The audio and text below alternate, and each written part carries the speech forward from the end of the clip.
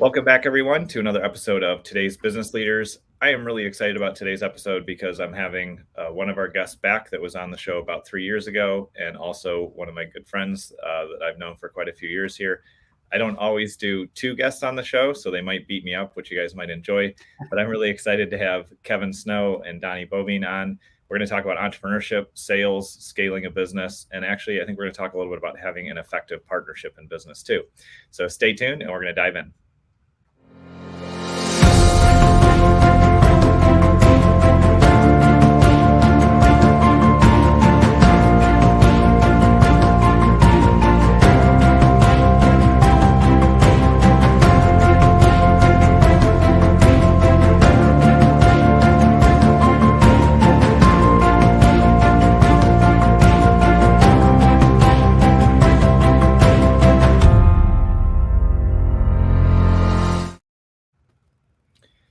What's up, guys? What's going on, brother? Hey, Gabe.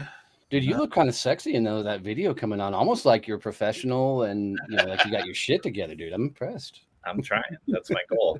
Like I said, I want to grow up to be like you, Donnie. So I'm working hard. So Hey, keep going. One day you might be able to get hair back. So when that happens, dude, it's all in. Awesome.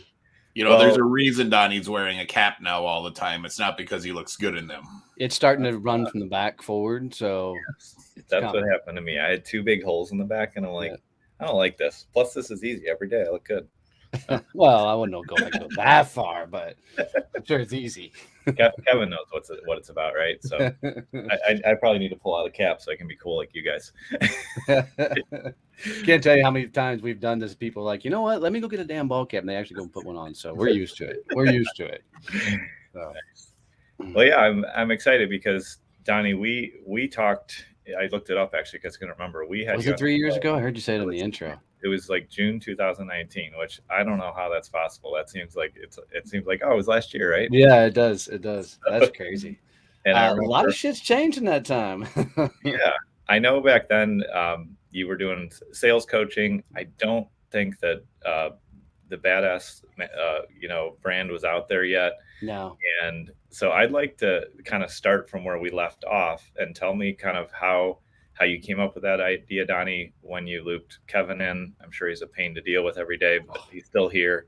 So why don't you start there, and then we'll go from there to catch us up from what you've been working on the last few years. Yeah, for sure. So, what I realized in my first early years of business was I really was confusing the marketplace because I had so many things that I was interested in. I was trying to do them all. Yeah. So sales is always that thing I kind of lean back on because I'd done it my entire life. What I realized is by strictly focusing on sales, I was talking to the wrong people.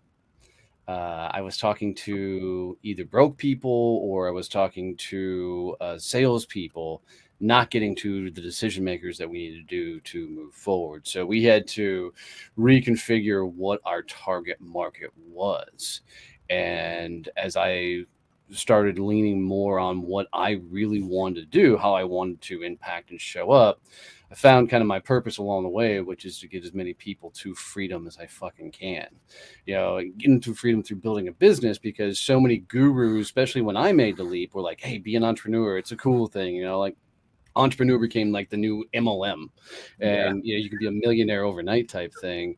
And I know when it got really hard for me, nobody was out there saying, hey, it's going to be all right. Stay in the game. You got this. Here's what you need to do to pull yourself out of that. So we started changing everything in that direction of how can we teach the world how to do business, and everything went in that regards. And then since then, we've launched a networking organization that's now the fastest growing on the planet, and we're having a lot of fun with that with Success Champions Networking. We did the Badass Business Summit that's out now. We're on year 4 with that. And that's almost completely sold out already, and it's not till September. We launched the Growth Mode podcast, and that thing's taken off, and it's a top 200 in like 18 countries right now and still going. And then we brought in Champions Table Mastermind because people that were coming out of the networking groups kept coming and saying, hey, we need more dedicated time with you, Kevin, and really dive into everything. So I found Kevin along the way. Literally, most people who start out business was fucking around doing my own MailChimp like an idiot. And I did the dumbest thing in the world. And I went to a Facebook group and say, hey, can anybody help me with MailChimp? Right. And then all of a sudden, everybody's a fucking MailChimp expert. Right. And this one dude put comments on the post, and it's like 20,000 words reply on everything I could do to get MailChimp, working right. I'm like, I ain't reading that shit. But that's obviously my guy. Right. So I reached out. It was Kevin. We jumped on a Zoom and he helped me figure it out. MailChimp, and MailChimp wasn't his platform. He works with Entreport and got me all squared away. And I'm like, good shit. Thanks, dude. And sent him on his way. Like a dumbass, I didn't hire him. I'm like, it's fixed. Let's go. Well, and the funny thing is, at the time, I didn't want him to hire me because he wasn't one of my targets. I'm like, all right, I met this cool guy from Texas. He was a Marine. It was awesome. But I was okay with the call ending and us not moving on with stuff. Yeah.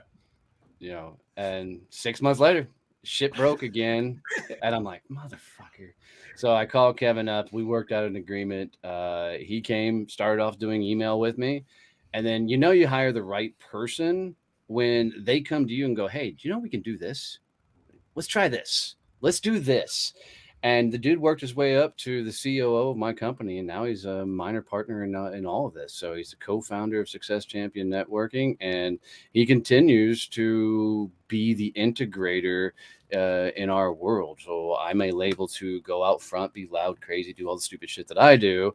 He makes sure it's running, and I'm starting to slowly push him out of the nest to go make his own personal brand as well. So it's been a fun dynamic. I would tell you, it has been an evolutionary relationship along the way to figure out how to fucking work together.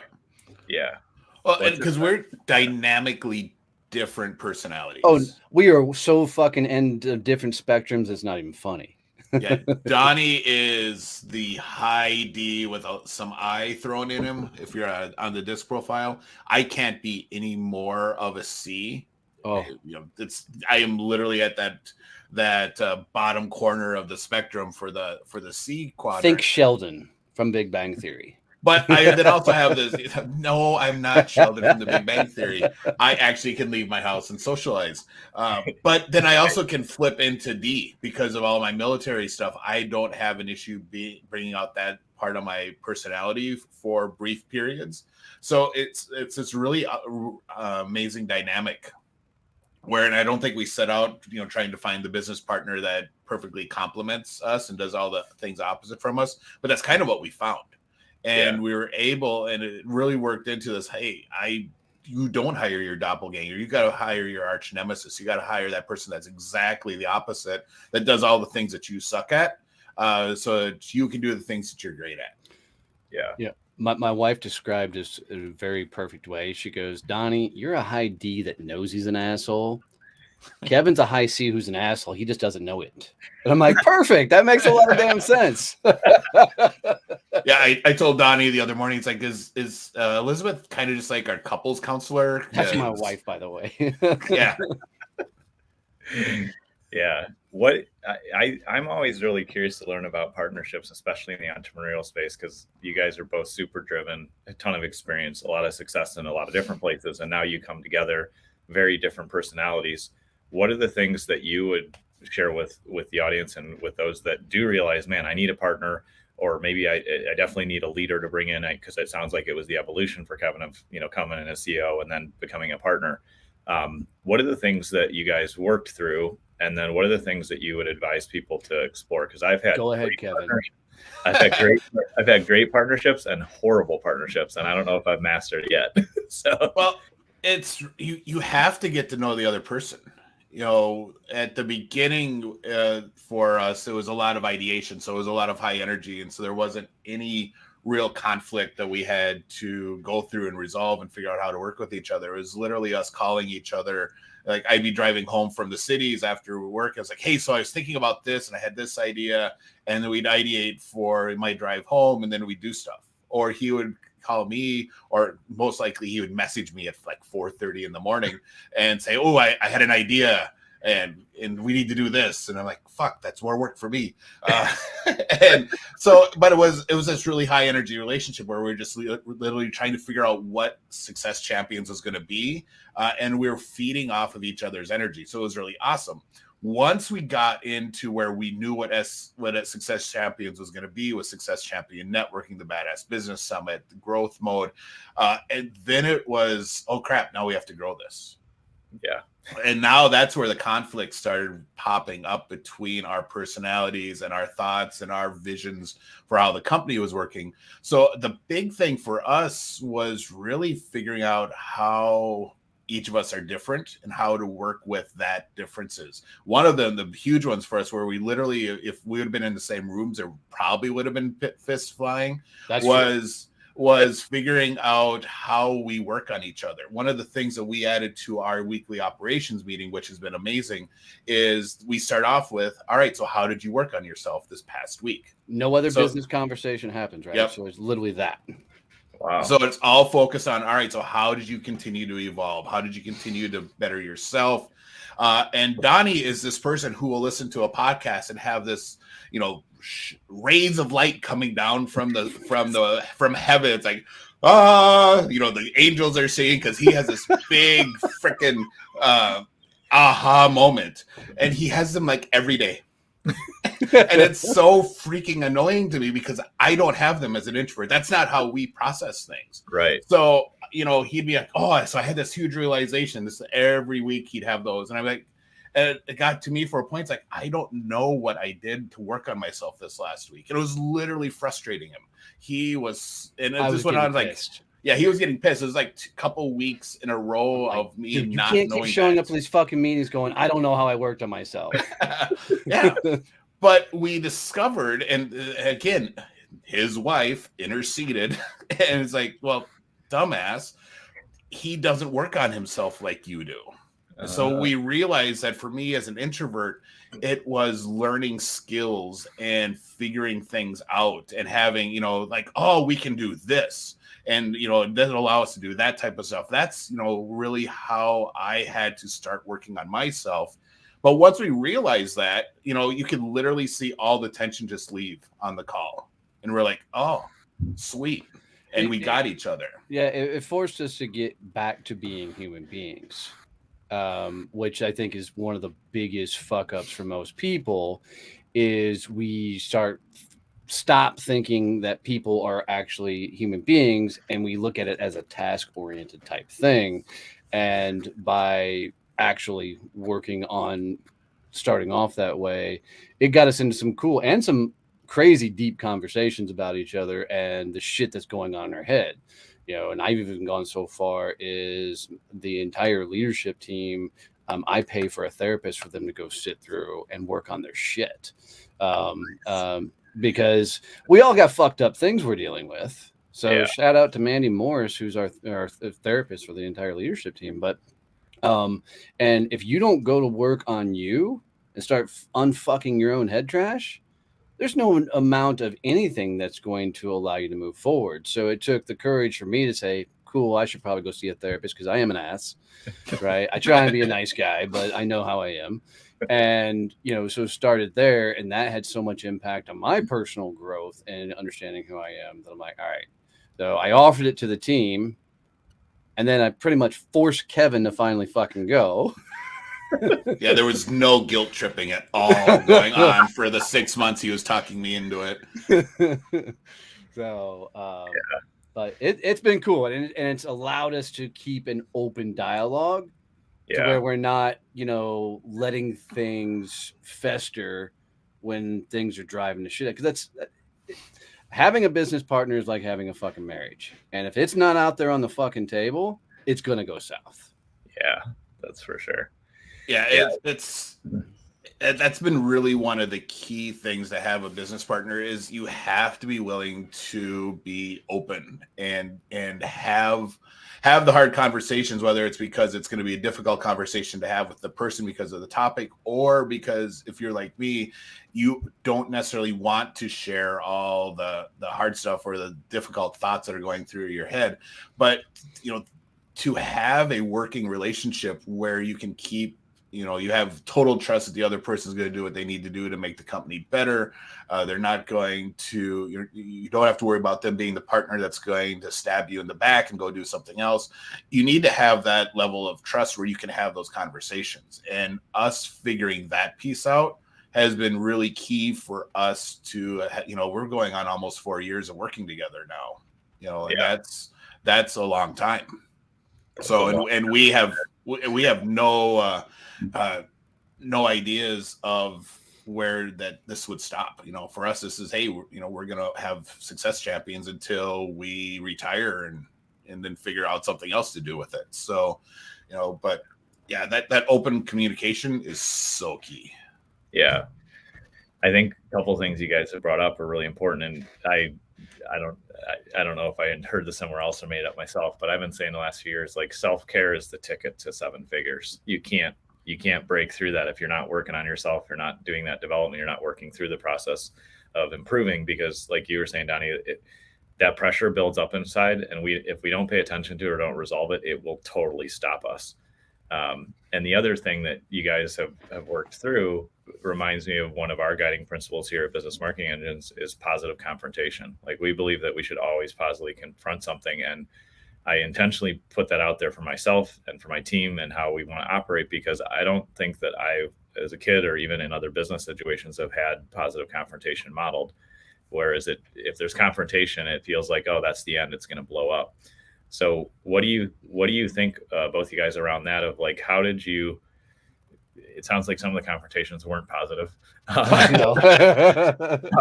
did you go from that to actually developing and growing the relationship? Because I think it's easy to bump into a vendor, a partner, a spouse, a team member, and then be like, fuck it, I'm out. And like, so how did you overcome that? I would say a lot of it was, for me, it was getting okay with feedback. Most of my life, I haven't been great with feedback. Somebody's like, hey, dude, you're fucking this up. I get pissed, right? So I think it started there with me working on myself, going, okay, dude, you can't push further if you can't take the feedback. If people can't come up to you and say, dude, we could do this better, so it was swallowing my own ego to be able to move forward. And I think it was a lot of, I had to have a guy like Kevin in the business because I can't do the operational shit, right? Yeah. It's just not my strength. I know it. And he's pulled me into a lot of the programs and things we do, kicking and screaming. I'm still notorious for creating processes and not following them. Every day. Yeah. Kevin's like, dude, you just created that process. I'm like, oh, I did? Oh yeah, that's right. We did do that. So knowing that I needed his talent, I needed his operational and strategy like thinking, allowed me to set my ego aside a lot more, because there was a dependency there that I had to have it, and I didn't have a backup plan. Funny phrase that my dad always says, him and my mom have been married for 51, 52 years. It's cheaper to keep her. So feel good about yourself, Kevin. Yeah. Welcome to my world. So, but I mean, even in my personal life with my marriage, we are going to hit 16 years this way, and we made an agreement, come hell or high water, that we were going to push through and stay together and do the long ride. So yeah. I'm taking that into business. Not saying he can't do something completely fuck everything up. I mean, that's always possible, but I'm going to freaking fight it for as long as I can, because, there's a lot of things that I've done, built, put along the way that he gets. And, there's a lot of shit we've built that we would not have if he wouldn't have actually put it all together. Yeah. That's definitely important to, find that person that can challenge you, can balance you out. And you're right. Like, we wrongfully think as entrepreneurs, oh, if I could just clone myself, that would be chaos. Dude, can you imagine having two of you in your business? No fucking way. It would implode in a matter of hours, probably. Yep. But yeah, it's so important to find that. And what you said there is important, Donnie. Like, and it's taken me time not only to get good at getting feedback, but then also to like really solicit it, ask for it, beg for it at times too, because I'm only in my head. Like I can't well, see and what I can't see. you tell people to give you feedback and they don't think you're serious. Right. They're like, no, really. Punch me in the face. I'm okay with it. I need it because if the only way we're going to get over the next hurdle and hill. It's just funny because people have been trained over their lifetime that don't rock the boat, right? Don't talk down to people or whatever in this fucking foo-foo world we're living in. Yeah. So I know we had you on the show a few years ago, Donnie, but then when we had connected, I don't know, a year or two ago, when did Success Champions start, the network start? Because is it 2 years old or 3 years old? We're going into year 3. The funny thing is we were doing the first Badass Business Summit, and we were 2 weeks away from the event. And we were told by the conference center that the mayor said that if anybody shows up for our event, they'll arrest everybody on site. And COVID. This was like immediately at the beginning of the COVID lockdown. So it wasn't just our event that was getting targeted. It was everyone that was getting arrested. My way of saying it's a lot more fun, right? But so we ended up having to postpone the summit. Well, at that point, we had done a lot of online things and our business was set up to do everything online. But dude, it took me 2.5 years and then finding Kevin along that journey to get an established online business. It's a lot of fucking work building an online business, and well, it's a lot of work building a business. Let's be honest. All these people are like, work-life balance. Fuck off. There's no such thing when you're building a business, man. There's a work-life integration for sure. Yeah. But anybody who's looking for work-life balance just hates what they do. So, but we had postponed the summit, and prior to Kevin launching his business, he ran 52 BNI chapters with 4,000 members in it up there in his area. Wow. I ran 11 networking groups for the Fort Worth Chamber of Commerce and had 6 of my own going. Right, so we were both burnt out on networking. And neither one of us had any desire whatsoever to launch networking groups.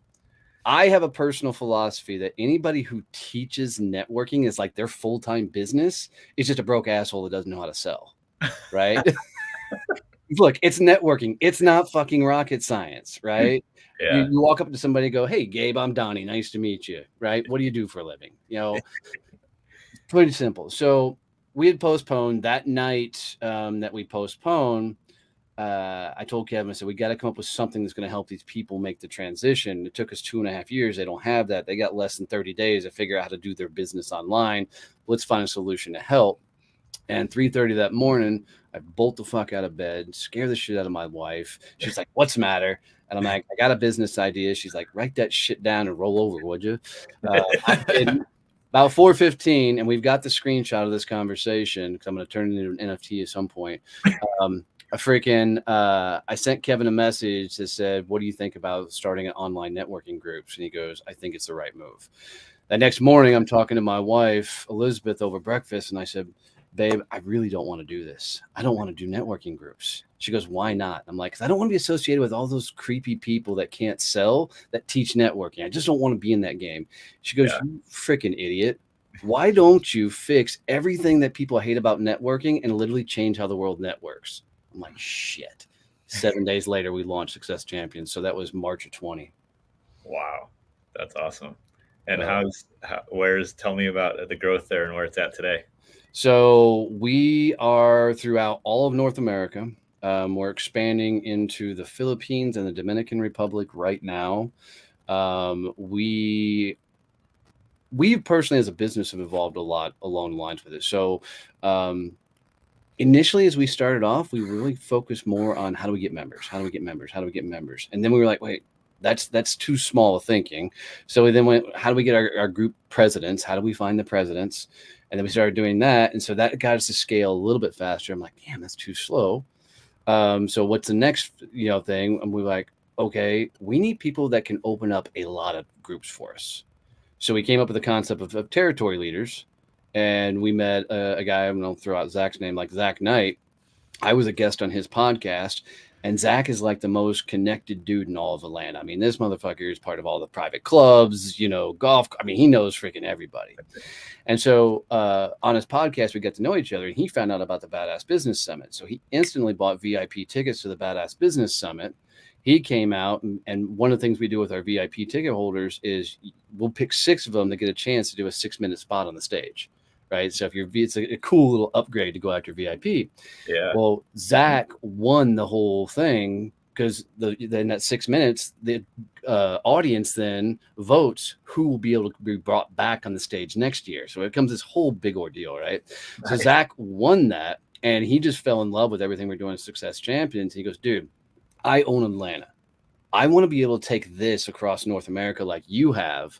He goes, I'll open up Georgia for you if you teach me how to do everything you've done. So we found this cool kind of relationship. We became a territory leader. He instantly launched 5 groups for us, So now we're heavily focused on how do we find these territory leaders that have these, local communities that can help us establish these other things. And then we're teaching them how to do everything we do by becoming a massive personal brand. So, because in this day and age, it's how you do everything. Exactly. Yeah, I stumbled upon personal branding years ago and realized, my business keeps growing the more my personal brand grows. So I keep doing this. Yes, very much so. What do members get out of that? Because I love how you've really strategically said, okay, here's how we really scale. What does an individual group look like, and what are the results that the members get from it? Kevin? Well, yeah, we really wanted to change how people view a networking group. You go to a networking meeting and you show up and you listen to everyone else talk, and there's really no engagement. And we didn't want to be training people how to network. We really wanted to get those business owners in who are ready for that next evolution, and they want that next higher tier of networking. So when we structured our meetings, we actually have 4 different meetings that our groups will run, and they rotate through them. But they're all, the one thing that's in common between all of them is that they're all focused on learning and on engagement between the members. So, if you don't leave your meeting with a aha moment of, I need to be doing that in my business, or I need to implement this new skill that someone taught me, you're missing the boat. Because that's really what the meetings are about, is getting people actually working on growing their business. We don't care about you growing your network. We want you to grow your business. We want you to be getting all the introductions from your members and not have to look at them and say, oh my God, I can't handle all this work. I need to leave. Because I thought that was the dumbest thing when I had members tell me that from the other organization. Like, oh, why are you leaving? Oh, I just can't keep up. Well, grow. Well, I don't know how to do that. I'm like, well, that's dumb. And they didn't want to teach any of that. They just wanted to teach how to do networking. I'm like, we're missing out. So that's our big focus for SCN, is teaching people how to grow and scale their business. So, we're teaching mindset, we're teaching business development, we're teaching automation, operations, we bring in finance, all the different topics, things that as business owners, we didn't know, and we got punched in the mouth to figure out. We're now getting them in front of it, so they now start thinking about it, and they're like, "Oh, I need to do this." Donnie, last year, one of his big goals was to figure out money, how money works for businesses, and that whole because cash flow's a bitch. Yeah. So, and he set a trap to actually teach a business finance workshop by the end of the year. So on December 29th, he taught business finance in our weekly training workshop.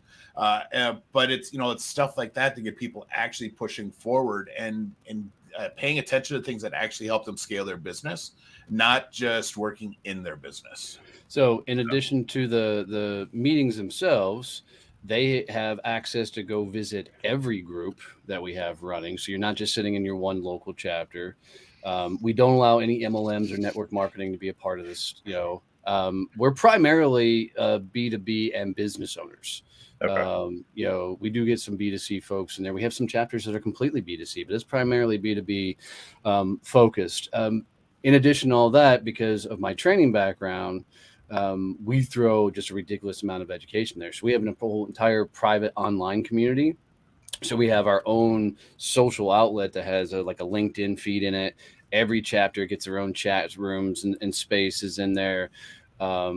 And what's cool about that is there's no algorithms. So we can put out all the information for everybody, but we allow everybody to promote out all their stuff. So if you've got events coming up, anything, let's leverage the entire, we could always refer to it as a family, to help you get your business out there and your brands out there. So, and then every Thursday, Kevin mentioned, we do a ongoing training. We do all these things. Well, all the members from around North America right now come to the training. So now you're not networking with just your area, you're networking with people from all over. Wow. So, and dude, it's $47 a month for 1 year, and I just learned along the way that if you put a decent price point in there, that does keep the riffraff out, and then you freaking pour into people, the people will continue to show up. So that's been a lot of our success is we're spending a ridiculous amount of time making sure that they get towards that business freedom by teaching them all the things that Kevin said we didn't know and we had to learn the hard way. Yeah, that's awesome, man. What types, so what size of businesses do you recommend come into it, and what kind of growth do you see, and what you mentioned it's a lot of B2B, and I don't know if it's more service-based. All service-based. Okay. Well, our model is not made for the product side of things, because selling a product, you've got to sell to an end user, and the groups themselves are not your freaking prospect list, right? Right. So we're typically with companies doing under $500,000.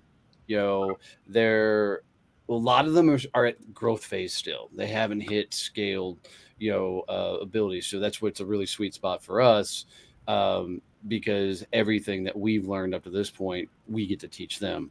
So under $500,000, service-based, the key decision maker inside of that company, but they're usually at that point less than 5-10 employees, and even some micros. So we have come along for that as well.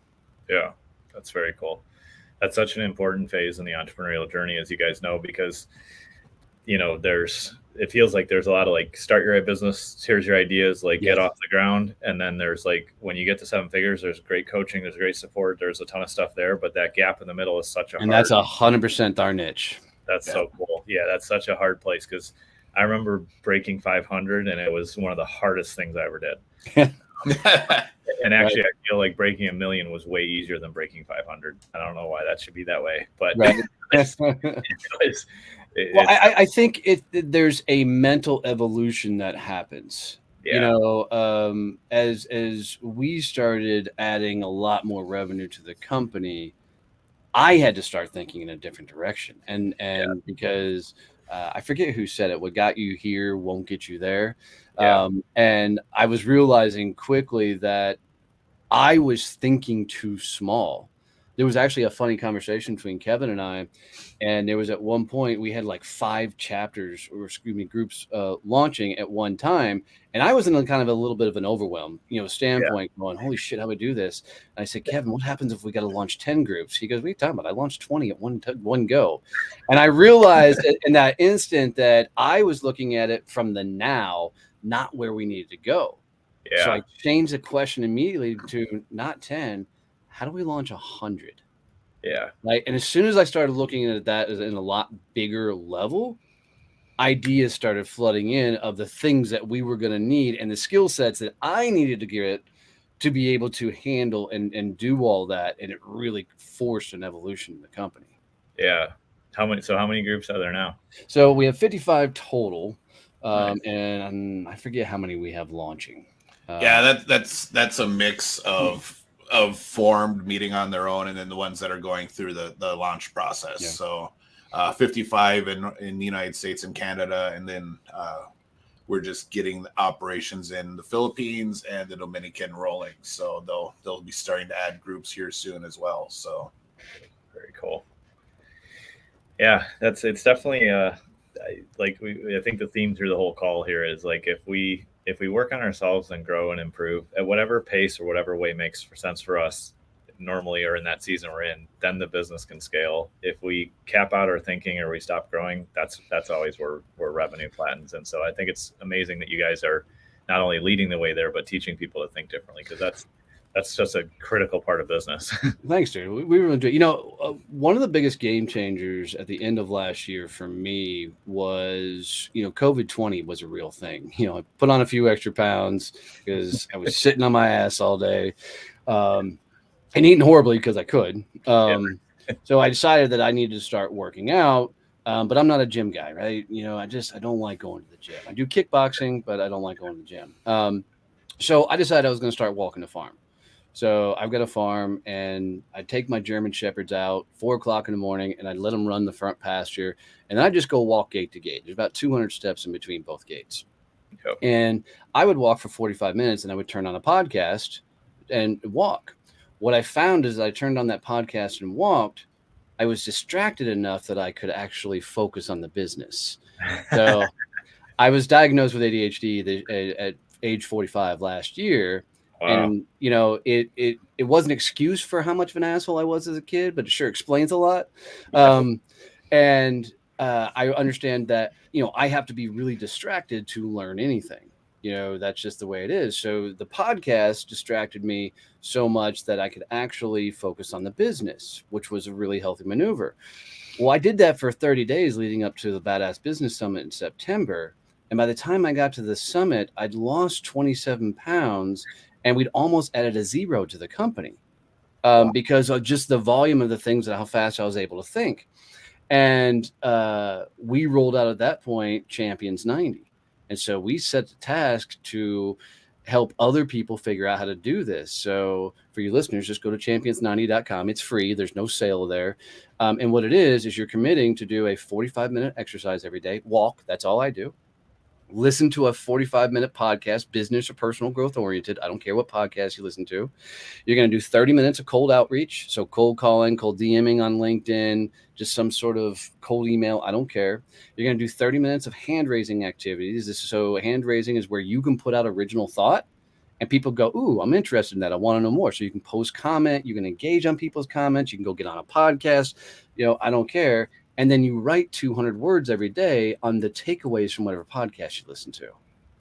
And this little challenge, and you got to do it for 90 days. And if you miss a day, you start over.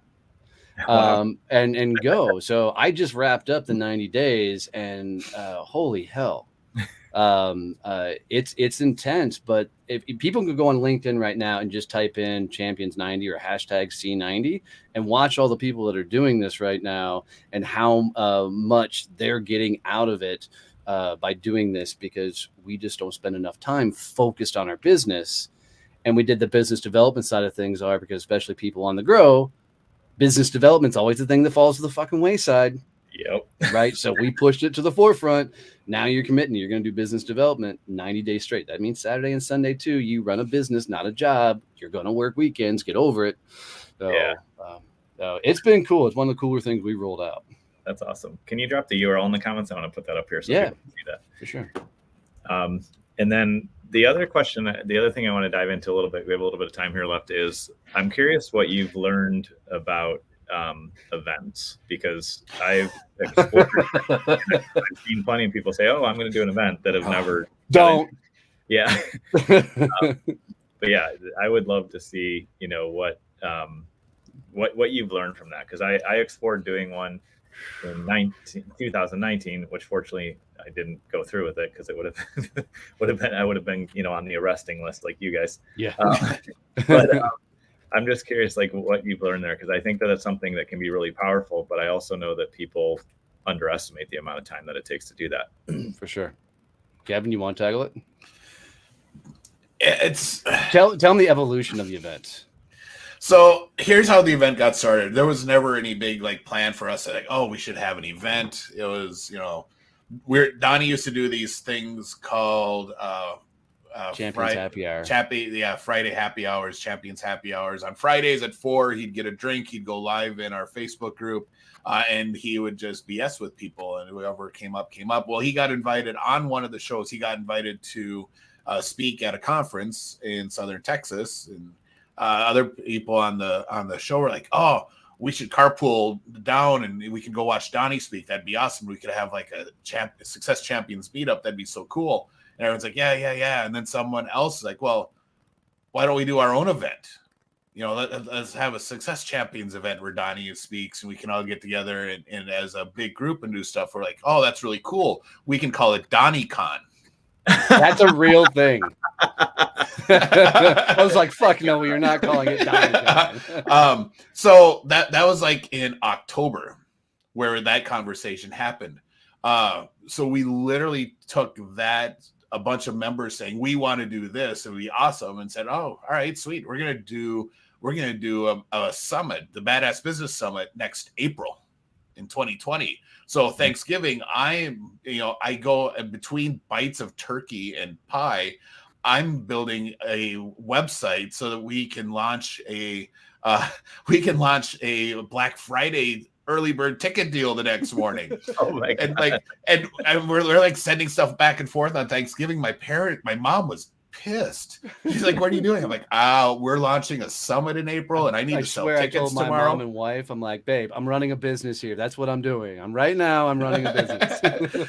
So we literally took the whole concept from, an idea to, we're going to do this big thing with 22 speakers, 150 people over 2 days at a hotel in like 6 months. And it was a ton of work. And I'd done events before, but we'd planned them over like the course of a year. So you didn't really understand how much stuff had to get done.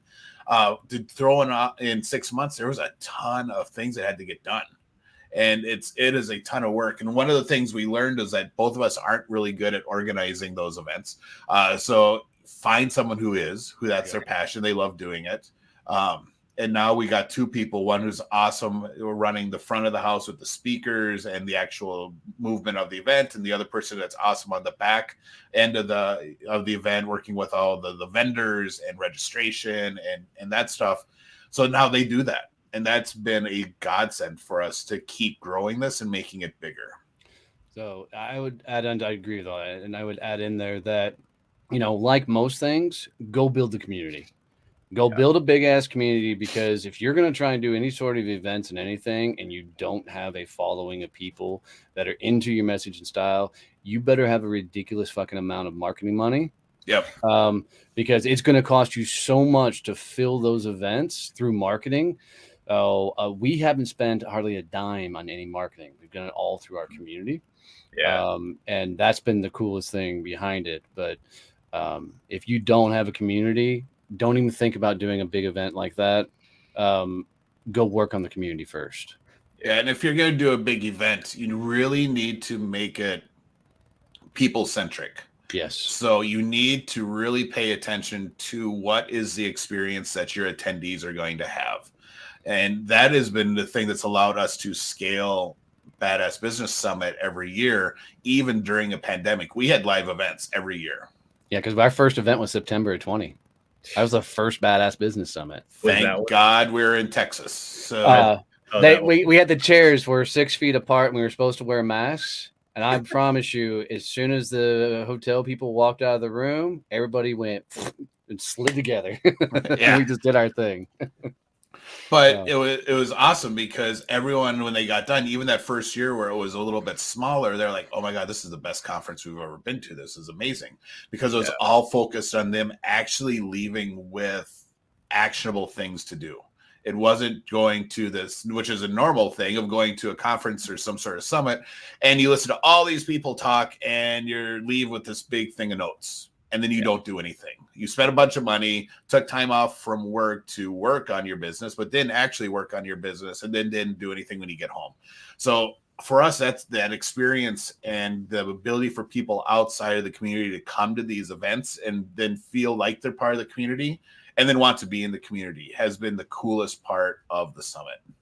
Yeah, you're definitely right. I've been to way too many events where I just get pounded with information, and I'll pull out 1 or 2 things that I always make sure I act on something or make an event profitable. But I see way too many people go through and be like, "Oh, I learned a bunch of cool shit, but I have no idea what to do with it." Yeah, exactly.